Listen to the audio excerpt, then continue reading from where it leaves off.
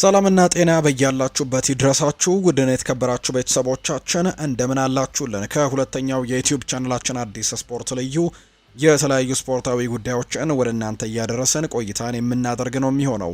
ፏድ ባህሩ የዛሬውን ፕሮግራም እየመራው ከእናንተ ጋር ቆይታን አደርጋለሁ። በዚህ የሁለተኛው የዩቲዩብ ቻናላችን የተለያዩ የዝውውር ጉዳዮችን እያነሳሳን ቆይታን እናደርጋለን። ዛሬም በምሳ ሰዓቱ በዕለተ እሁድ ፕሮግራማችን ስለተገናኘን እጅግ ከልብ አድርገን እናመሰግናለን። ታዲያ ይህንን ቪዲዮአችንን ላይክ እያደረጋችሁ ለወዳጅ ዘመድም ሼር እያደረጋችሁ እንዲሁ ደግሞ ቻናሉን ያልተቀላቀላችሁ ቤተሰቦቻችን ደግሞ ቻናላችንን ሰብስክራይብ እያደረጋችሁ ከኛ ጋር ቆይታን እንድታደርጉ በአክብሮት ነው የምጋብዛችሁ። የተለያዩ ርዕሰ ጉዳዮችን ዛሬም እናነሳለን። ሀሳብ አስተያየቶቻችሁን እንድትሰጡን በአክብሮት እንጋብዛለን። ፏድ ባህሩ ፕሮግራሙን እየመራው ቆይታን አደርጋለሁ። ከመሸጋገሪያ በኋላ በቀጥታ ወደ ዛሬ ፕሮግራማችን የምናመራ ይሆናል። አብራችሁኝ ቆዩ።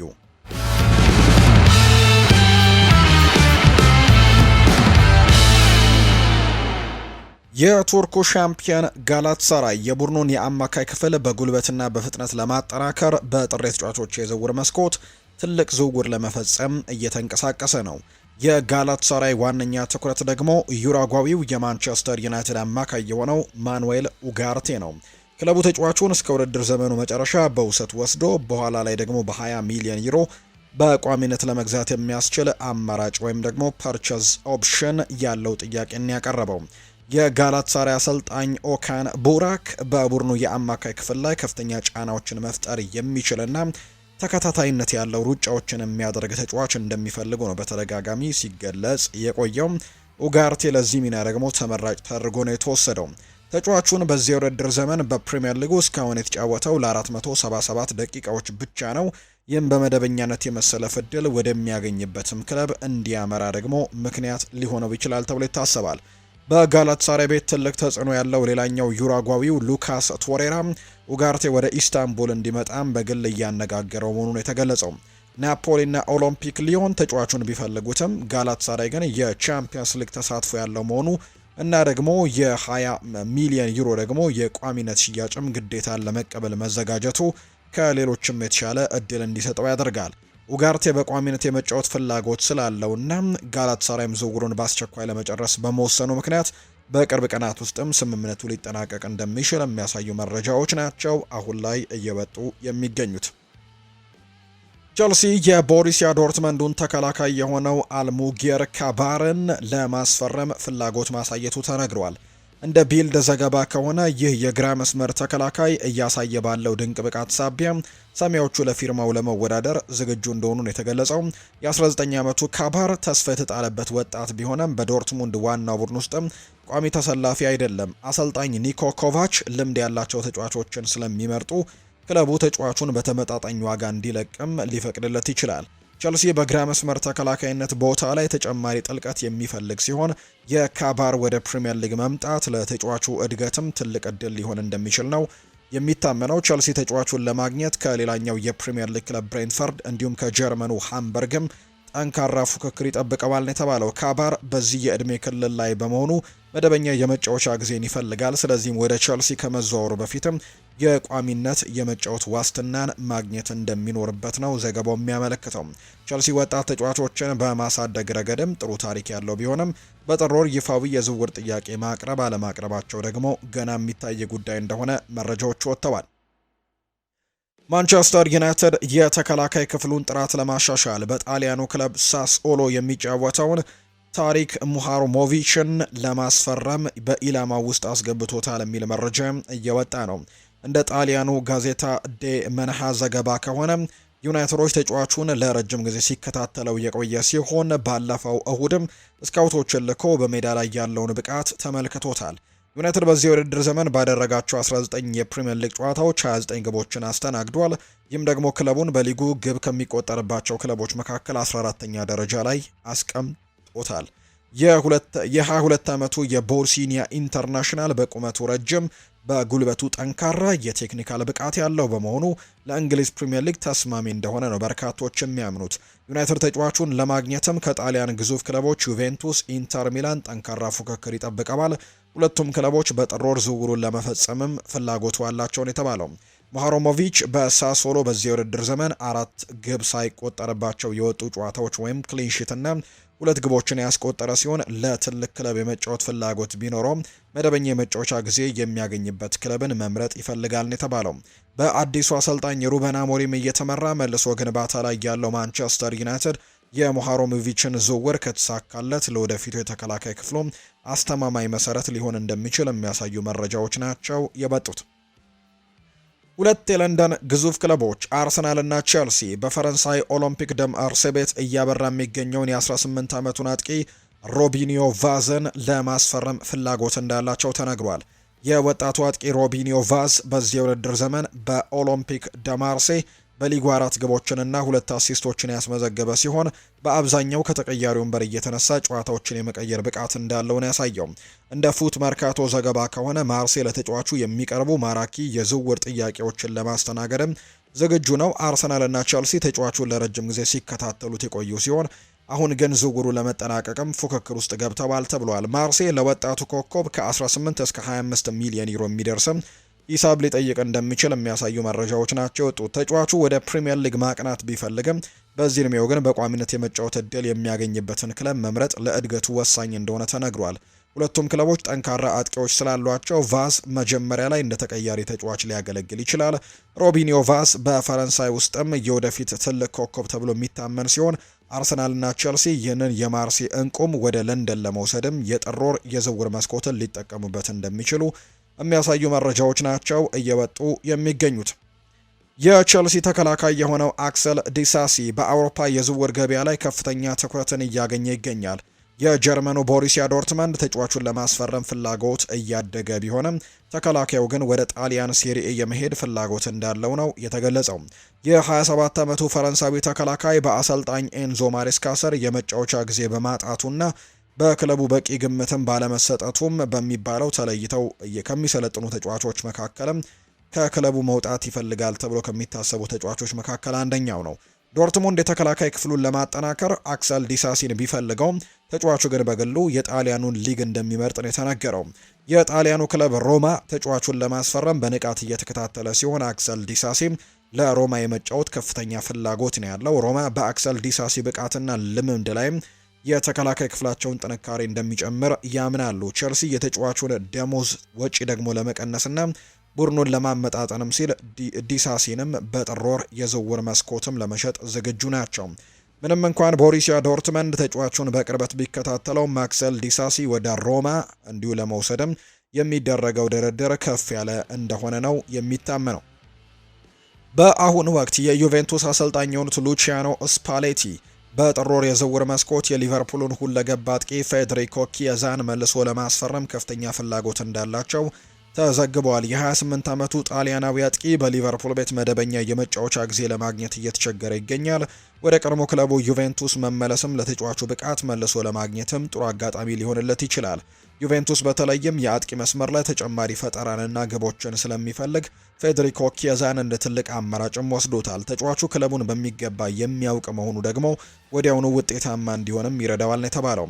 ሊቨርፑል በአሁኑ ወቅት በአጥቂ መስመር ላይ የተጫዋቾች እጥረት አለበት። በተለይም ዋናው አጥቂ አሌክዛንደር ኢሳክ በደረሰበት ከባድ ጉዳት ወይም የአጥንት ስብራትም ለወራት ከሜዳ መራቁ ለክለቡ ትልቅ ኪሳራ ሆኗል። ምንም እንኳን ፌዴሪኮ ኪየዛ በሊቨርፑል ቋሚ ተሰላፊ ባይሆንም በአሁኑ የጉዳት ወቅት ግን ለክለቡ ጠቃሚ ተጫዋች ነው። ስለዚህም ሊቨርፑል ተጫዋቹን እስከ ሰኔ ድረስም ሊያቆየው ይችላል ተብሎ ነው የሚጠበቀው። ነገር ግን ሊቨርፑል ያለው የክንፍ ተጫዋቾች እጥረት ዝውውሩን አስቸጋሪ ሊያደርገው እንደሚችል ነው መረጃዎች እየወጡ የሚገኙት። እንደ ዴይሊ ሜል ዘገባ ከሆነ ማንቸስተር ዩናይትድ የመሃል ክፍሉን በከፍተኛ ደረጃ ለማደስ መሰረት እየጣለ ሲሆን የኖቲንግሃም ፎረስቱን ኮከብ ኤሊዮት አንደርሰን ዋነኛ ኢላማ አድርጎታል። ምንም እንኳን ዩናይትድ ተጫዋቹን ቢፈልገውም ዝውውሩ በጥር ወር የመከናወን እድሉ አነስተኛ ነው። ምክንያቱም ኖቲንግሃም ፎረስት አሁን በሊጉ ላለመውረድ እየተዋጋ ከመሆኑም በላይ በዩሮፓ ሊግም ሩቅ የመጓዝ እቅድ ስላለው ተጫዋቹ አሁንም አይለቅም ተብሎ ነው የሚታሰበው። የ23 ዓመቱ ኤሊዮት አንደርሰን በዚህ የውድድር ዘመን በፕሪሚየር ሊጉ ካሉ ምርጥ ወጣት የመሃል ሜዳ ተጫዋቾች አንደኛው ሆኖ ወጥቷል። በዩናይትድ ቤትም እንደ ረጅም ጊዜ መፍትሄ ተደርጎ ነው የሚታየው። የእንግሊዝ ብሔራዊ ቡድን ተስፋ ተጫዋቹ በቀጣዩ የዓለም ዋንጫ ከዴክላን ራይስ ጋር በመሃል ሜዳ ላይ የእንግሊዝ ብሔራዊ ቡድንን ይመራሉ ተብሎ ከሚጠበቁ ተጫዋቾች መካከል አንደኛው ነው። ዩናይትድ ከኤሊዮት አንደርሰን በተጨማሪ ሌሎች ተጫዋቾችን ይከታተላል። የክሪስታል ፓላሱን አደም ዋርተንን፣ ከብራይተን ካርሎስ ባሌባን፣ ከአትሌቲኮ ማድሪድ ኮነር ጋላገርን፣ ከወልቭስ ጃኦ ጎሜዝን፣ ከቦርንመዝ ታይለር አዳምስንም ይፈልጋል የተባለው። ነገር ግን የቦርንመዙ ታይለር አዳምስ በዩናይትድ ቢፈለግም በቅርቡ ከዩናይትድ ጋር በተደረገውና 4-4 በሆነ ውጤትን በጠናቀቀው ጨዋታ የጉልበት ጉዳት ምክንያት በጥር ወር የመዘዋወር እድሉን አነስተኛ አድርጎታል። አሰልጣኝ ሩበን አሞሪም የመሃል ክፍሉን በአዳዲስ ተጫዋቾች ለመገንባት ቢፈልጉም አብዛኞቹ ኢላማቸው አሁን ባሉበት ክለብም ወሳኝ ሚና ያላቸው በመሆኑ የዩናይትድ ትልቁ የዝውውር እንቅስቃሴ በክረምቱ የዝውውር መስኮት ሊሆን የሚችልበት እድል ነው በጣም ሰፊ ተብሎ እየተገለጸ የሚገኘው። በፔፕ ጓርዲዮላ ስር በቂ የመጫወቻ ጊዜ በማጣቱ ደስተኛ እንዳልሆነ የሚነገርለት የ21 ዓመቱ የኖርዌው ኮከብ ኦስካር ቦብ በጥር ወር የዝውውር መስኮት ከክለቡ ሊለቅ እንደሚችል እየተዘገበ ነው። እንደ ስካይ ስፖርት ዘገባ ከሆነ የጀርመኑ ቦሩሲያ ዶርትመንድ ተጫዋቹን ለማስፈረም ፍላጎት ካሳዩ ክለቦች ግንባር ቀደሙ ነው።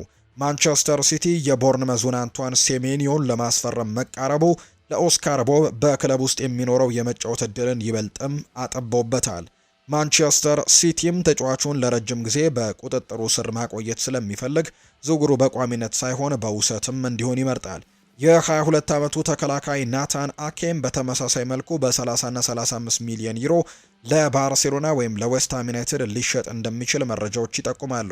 ዶርትመንድ እንደ ጄደን ሳንቾ፣ ጁድ ቤሊንጋም ያሉ ወጣት ተሰጥኦችን በማሳደግ የሚታወቅ በመሆኑ ኦስካር ቦብ ብቃቱን እንዲያወጣ ጥሩ እድል ይሰጠዋል ተብሎ ነው የሚታመነው። ከዶርትሙንድ በተጨማሪም በፕሪሚየር ሊጉ ክለቦችም ክሪስታል ፓላስ፣ ፉልሃም እና ቶትንሃምም ተጫዋቹን በውሰትም ለመውሰድ ሁኔታዎችን እያጤኑ ይገኛሉ። ኦስካር ቦብ ከከባድ ጉዳት መልሰም መደበኛ የመጫወቻ ጊዜ ስለሚፈልግ ወደ ጀርመን ማቅናቱ ለወደፊት እድገቱም ወሳኝ ሊሆን እንደሚችል የሚያሳዩ መረጃዎች ናቸው እየወጡ የሚገኙት።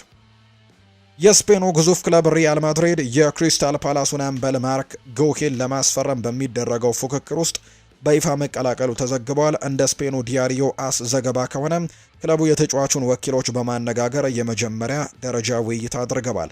የ25 ዓመቱ ማርክ ጎሂ ከክሪስታል ፓላስ ጋር ያለው ውልም በሰኔ 2026 ያበቃል። ከጃንዋሪ 1 ጀምሮ ውሉ ሊያልቅ 6 ወራቶች ብቻ ስለቀረው ከእንግሊዝ ውጭ ላሉ ክለቦችም ቅድመ ኮንትራት ስምምነት ለማድረግም ይፈቀድለታል። ማርክ ጎሂ ወደ ማድሪድ የመዞር ከፍተኛ ፍላጎት እንዳለው ይነገራል።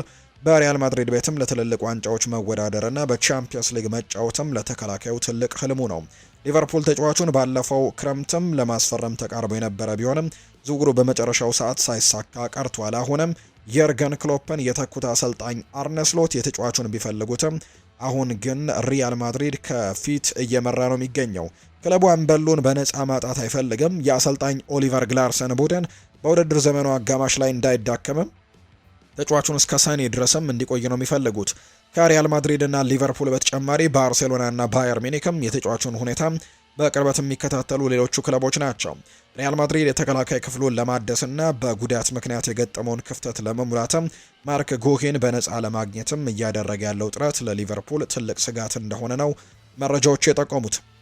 ቶተንሃም ሆትስፐርስ በማንቸስተር ሲቲ ቤት በቂ የመጫወቻ ጊዜ እያገኘ የማይገኘውን የ26 ዓመቱን አጥቂ ኦማር ማርሙሽን ለማስፈረም ፍላጎት ማሳየቱን የውስጥ መረጃዎች ይጠቁማሉ። የቀድሞ የፕሪሚየር ሊግ ስካውት ሚኪ ብራውን እንደገለጸው ቶተንሃም አጥቂውን በቅርበት እየተከታተለው ይገኛል። ማርሙሽ በማጥቃት መስመር ላይ በማንኛውም ቦታ በመሃልም ሆነ በክንፍም መጫወት መቻሉ ለቶተንሃም ትልቅ ምርጫ ያደርገዋል።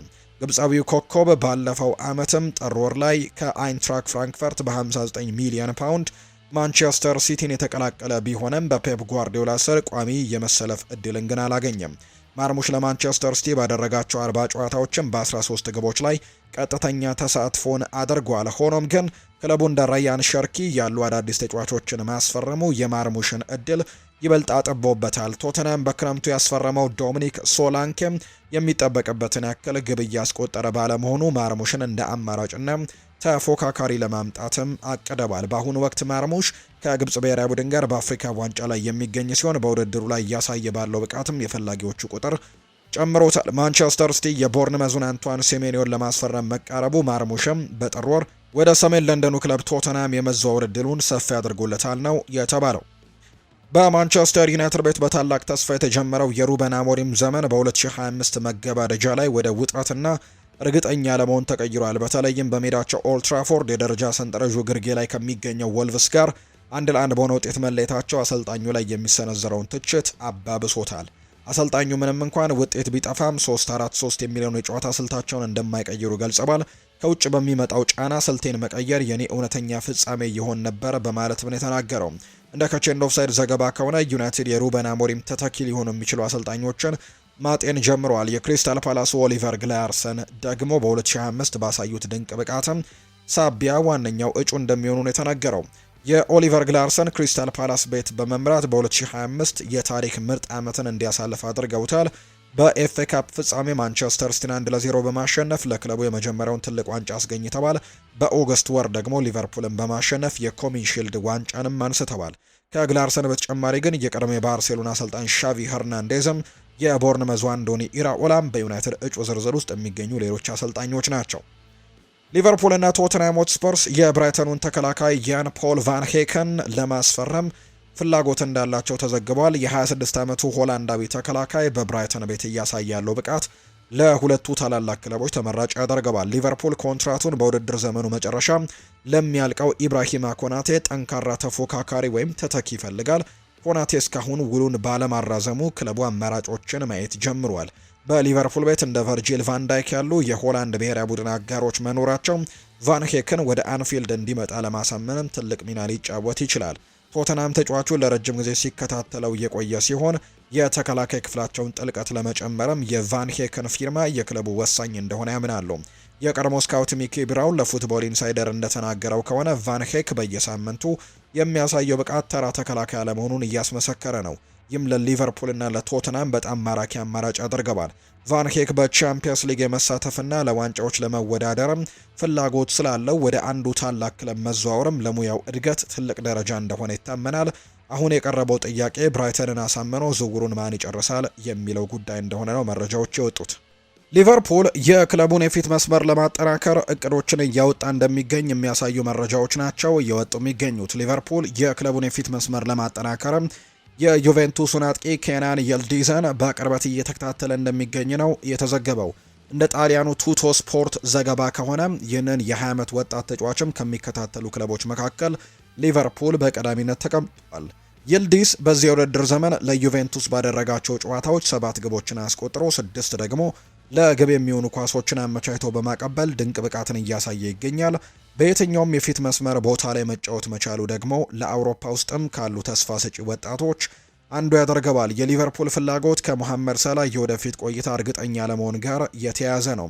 ክለቡ በታሪክ ውስጥም ትልቅ አሻራ ያሳረፈውን ሳላህን የሚተካ ተጫዋችም አስቀድሞ ለማዘጋጀት እያቀደ እንደሚገኝ የሚያሳዩ መረጃዎች ናቸው የወጡት። ዩቬንቱስ ተጫዋቹን በቀላሉ የመሸጥ ፍላጎት ያለው አይመስልም። ዋጋውም 100 ሚሊዮን ዩሮ አካባቢ ያደርጎታል።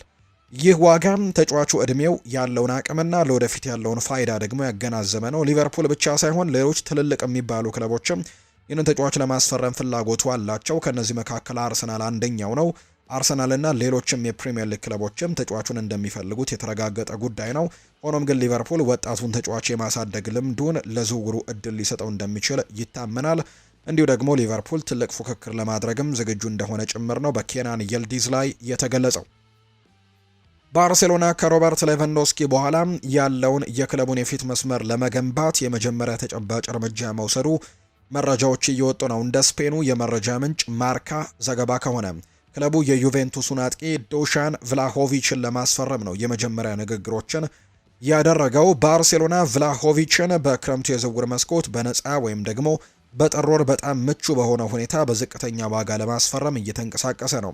ሌቫንዶስኪ አሁንም ወሳኝ ግቦችን እያስቆጠረ ቢሆንም እድሜው 37 በመሆኑ ክለቡ የረጅም ጊዜ ተተኪ መፈለግም የግድ ይለዋል። የ25 ዓመቱ ሰርቢያዊ አጥቂ በዚህ የውድድር ዘመን ለዩቬንቱስ በ17 ጨዋታዎች 6 ግቦችን አስቆጥሯል። በአየር ላይ ኳሶች ጠንካራ ነው፣ ጉልበተኛ ነው፣ ሳጥን ውስጥም ንቁ በመሆን ለባርሴሎናም የተለየ አማራጭ ይሆናል ተብሎ የሚታመን ተጫዋች ነው። ተጫዋቹ እንግዲህ ከዩቬንቱስ ጋር ያለው የውል ድርድር በመቋረጡ የጣሊያኑ ክለብ ተጫዋቹን በነፃ ከማጣት ይልቅ በሽያጭ ገንዘብ ማግኘትን ይመርጣል። ሆኖም ግን ባርሴሎና አሁንም ያለበት የፋይናንስ ችግር በጥር ወር ዝውውሩን ለማከናወንም እንቅፋት ሊሆንበት እንደሚችል ነው የሚገመተው።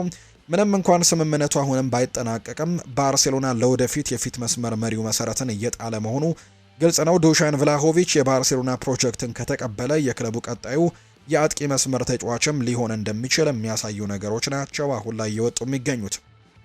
የማንቸስተር ዩናይትድ አሰልጣኝ ሩበን አሞሪም የወደፊት ቆይታው በድጋሚ ጥያቄ ውስጥ እንደወደቀ የሚያሳዩ መረጃዎች ወጥተዋል። አሞሪም ክለቡን ከተረከቡ በኋላ ወጥ የሆነ ውጤትን ማምጣት ግን አልቻሉም። ምንም እንኳን እንደ ኒውካስል እና ክሪስታል ፓላስ ያሉ ክለቦችን ቢያሸንፉም ከደካሞቹ ወልቭስ ጋር ግን ነጥብ መጋራታቸው ደጋፊዎችና ተንታኞችን ያስቆጣ ሌላኛው ርዕሰ ጉዳይ ሆኗል። ታዋቂው ጋዜጠኛ ክሪስቶፈር ሚሼል እንደተናገረው ከሆነ ውጤቱ አሳፋሪ ነው ሲል የገለጸው ሲሆን ዩናይትድ የክሪስታል ፓላሱን አሰልጣኝ ኦሊቨር ግላርሰንን በክረምቱ እንዲቀጥርም መክሯል። ሩበን አሞሪም እስካሁን ለቡድኑ የሚታወቅ የጨዋታ መታወቂያ መስጠት አልቻለም። ግላርሰን በማንቸስተር ቤትም ማየት እመኛለሁ ሲልም ነው በትዊተሩ ላይ ያሰፈረው። እንደ ከቼንድ ኦፍሳይድ መረጃ ምንጭ ከሆነ ግላርሰን ሩበን አሞሪም ለመተካትም ተቀዳሚ እጩ ሊሆኑ ይችላሉ። የባርሴሎናም የቀድሞ አሰልጣኝ ሻቪ ሄርናንዴዝም እንዲሁ በዚህ እጩ ዝርዝር ውስጥም ይኖራሉ ተብሎ የሚጠበቁ ሌላኛው አሰልጣኝ ናቸው። ዩናይትድ በአሁኑ ወቅት በቻምፒየንስ ሊግም ሆነ በአውሮፓ ሊግ ተሳትፎ የሌለው ከመሆኑም በላይ በሊግ ካፕም ከግሬምስቤ ታውን መሸነፉ ትችቱንም አጠናክሮታል። ክለቡ አሁን ላይ 4ኛ ደረጃ ላይ ከሚገኘው ሊቨርፑል ከ2 ነጥብ ዝቅ ብሎ ነው የሚገኘው። ምንም እንኳን ሩበን አሞሪም የክለቡ የበላይ ኃላፊዎች ድጋፍ ቢኖረውም ውጤቱ ካልተሻሻለ ግን በኦልትራፎርድ የሚቆይበት ጊዜ አጭር ሊሆንበት የሚችልበት እድል በጣም እየሰፋ እንደመጣ የሚያሳዩ መረጃዎች ናቸው በትልቁ እየወጡ የሚገኙት።